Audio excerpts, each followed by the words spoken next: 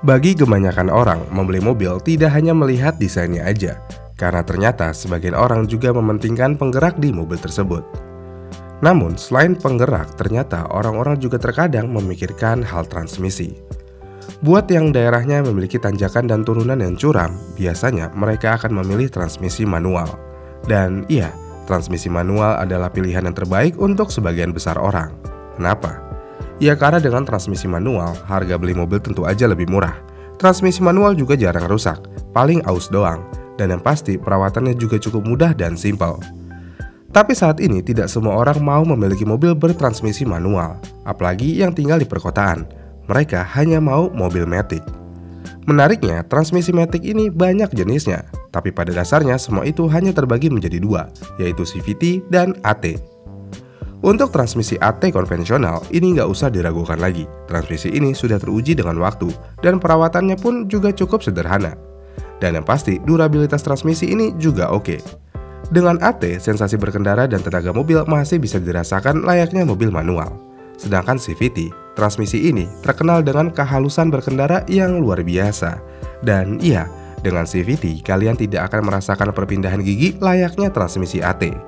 Tapi sayangnya, kenyamanan ini harus dibayar mahal karena transmisi CVT terkenal lemot. Oke lah, lemot kita bisa terima, tapi selain lemot, CVT juga terkenal gampang rusak. Ini nih yang bikin deg-degan. Dan sayangnya, mayoritas mobil baru semuanya menggunakan transmisi CVT. Namun kenapa pabrikan menggunakan CVT? Jadi, menurut beberapa pabrikan dan salah satunya Toyota Daihatsu, mereka menggunakan CVT karena menurut mereka, CVT lebih unggul dalam mengkonversi putaran mesin menjadi putaran roda. Jadi ya tidak ada tenaga mesin yang terbuang atau jeda setelah perpindahan seperti di AT. Selain itu, CVT juga digunakan untuk efisiensi bahan bakar. Emang iya? Ya, dengan CVT, mobil akan memiliki efisiensi bahan bakar yang lebih baik daripada AT. Kenapa bisa? Ya tentu aja karena tidak ada tenaga yang terbuang. Terlebih lagi, saat ini pabrikan selalu dituntut untuk membuat mobil dengan efisiensi bahan bakar yang tinggi. Kemudian selain itu, CVT juga memiliki gear yang tidak terbatas. Maksudnya gimana? Jadi CVT menggunakan bully, yang berarti jumlah percepatan bisa diatur sesuai dengan kebutuhan.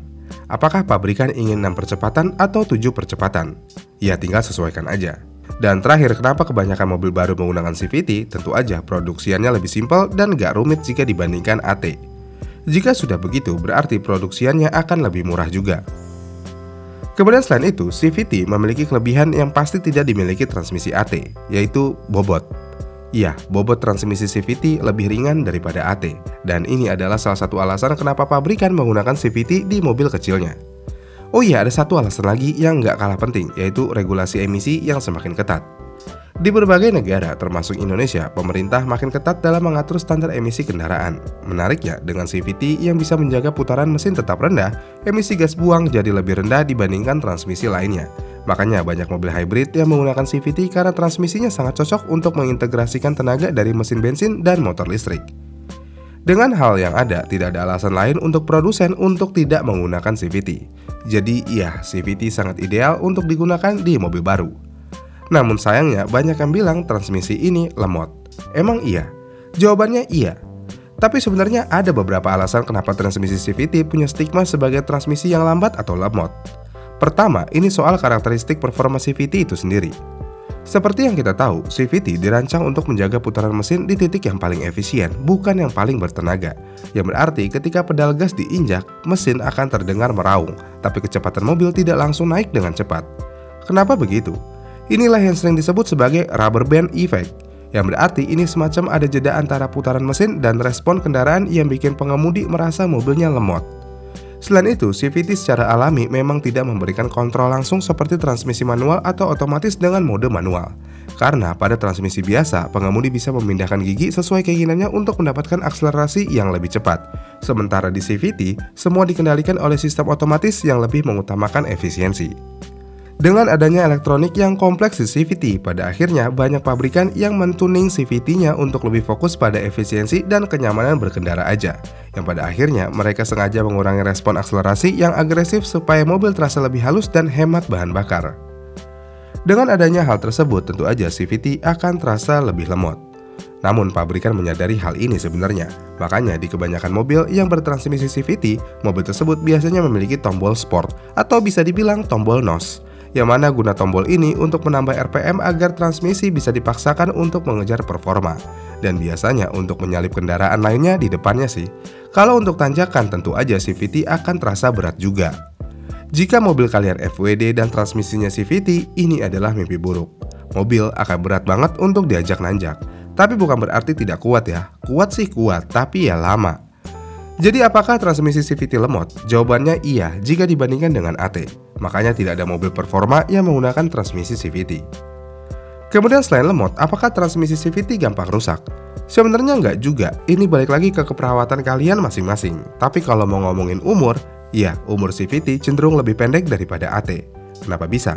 Tentu aja ini semua dari konstruksi CVT itu sendiri. Jika dilihat dari konstruksi CVT, di sana ada dua puli input dan output yang bisa bergerak maju dan mundur yang tersambung dengan belting, yang mana hal ini bisa menghasilkan rasio tak terhingga. Tapi sistem seperti ini akan terus-menerus mengalami gesekan antara puli dan beltingnya. Ya berarti juga mau gigi berapapun, sabuk dan puli ini akan bekerja terus, karena pada dasarnya CVT tidak memiliki gigi. Yang pada akhirnya keausan pada transmisi CVT akan selalu lebih besar dari transmisi matic konvensional. Namun kenapa banyak yang jebol lebih cepat daripada yang seharusnya? Jawabannya cara penggunaannya. Penggunaan mobil CVT tidak bisa disamakan menggunakan mobil manual ataupun AT, yang berarti injak pedal gasnya harus diurut. Kalau bisa cuman pakai jempol aja nginjaknya. Kenapa begitu? Ya ini agar beltnya tidak meregang dan mengkerut dalam waktu yang konstan. Karena dengan diurut gasnya, peregangannya akan lebih santai. Dengan menggunakan cara berkendara seperti ini, umur CVT bisa lebih awet walaupun pada akhirnya juga akan diganti atau putus. Selain itu, hindari kickdown. Tapi kan di buku manual dituliskan, gunakan kickdown jika tenaga dirasa kurang. Tentu aja, pabrikan menyediakan hal tersebut. Kickdown boleh dilakukan memang, tapi tidak direkomendasikan dalam jangka waktu yang terlalu sering. Karena kalau terlalu sering, balik lagi, belt mengalami perubahan tensi yang cepat secara konstan, yang pada akhirnya ini bikin belt rontok. Kalau udah rontok, perbaikannya mahal banget. Kalau ke dealer, udah pasti disuruh ganti segelundungan, karena memang sejatinya CVT tidak diperuntukkan untuk dibenerin. Tapi saat ini banyak bengkel yang bisa benerin CVT per part.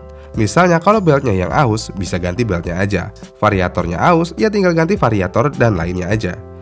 Tapi biasanya jika yang satunya aus, yang lainnya otomatis aus juga, karena semuanya bergerak secara berbarengan. Yang pada akhirnya memang lebih rekomendasi ganti segelundungan. Tapi ya balik lagi, sesuaikan budgetnya aja. Mau nggak kalian ganti CVT sampai puluhan juta rupiah? Padahal kalau di servis paling cuma di angka 7 sampai belasan juta rupiah aja. Ya mending servis saja, iya kan? Tapi menariknya di dunia CVT saat ini, CVT sudah berkembang sangat pesat saat ini, yang mana CVT bukan menjadi transmisi yang monoton aja.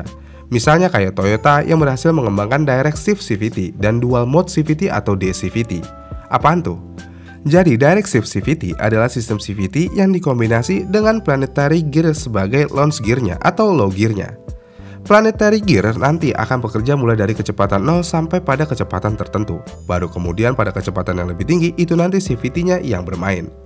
Contoh mobil Toyota yang pakai sistem ini ada Foxy, Camry, dan Kijang Innova Zenix. Makanya di mobil tersebut tidak terlalu lemot. Kemudian Dual Mode CVT. CVT ini adalah kebalikannya, yang berarti Dual Mode CVT ini Planetary Gear-nya justru ditaruh di High Gear. Jadi kendaraannya ketika awal digerakkan tentu aja dengan CVT. Kemudian pada kecepatan tinggi tertentu baru Planetary Gear-nya yang bermain. Dan contoh dari mobil yang nerapin sistem ini seperti Avanza dan Raize. Makanya Avanza dan Raize tarikan awalnya agak lemot. Dengan adanya perkembangan CVT, akhirnya karakteristik mobil CVT saat ini ya berbeda-beda. Dan menurut saya yang paling lemot dari semua mobil, tentu aja Livina L11. Itu lemotnya minta ampun. Selain itu ada juga Expander. The Expander yang saya rasakan cukup lemot jika dibandingkan mobil di kelasnya. Lalu apa mobil bertransmisi CVT yang tidak lemot? Jawabannya Toyota. Hampir semua jajaran Toyota terbaru transmisinya lebih baik dan lebih responsif jika dibandingkan mobil lainnya. Selain Toyota, CVT Honda sebenarnya juga cukup responsif. Jadi kesimpulannya, apakah CVT lemot? Jawabannya iya, jika dibandingkan manual dan AT. Apakah CVT gampang rusak? Jawabannya tidak, jika dirawat dengan baik tapi memang memiliki umur yang lebih pendek daripada AT. Dan terakhir, perbaikan CVT lumayan mengerikan daripada perbaikan AT. Itulah CVT, transmisi paling nyaman yang harus dibayar dengan mahal. Gimana nih menurut kalian? Komen di kolom komentar di bawah ya, dan sampai jumpa di video selanjutnya.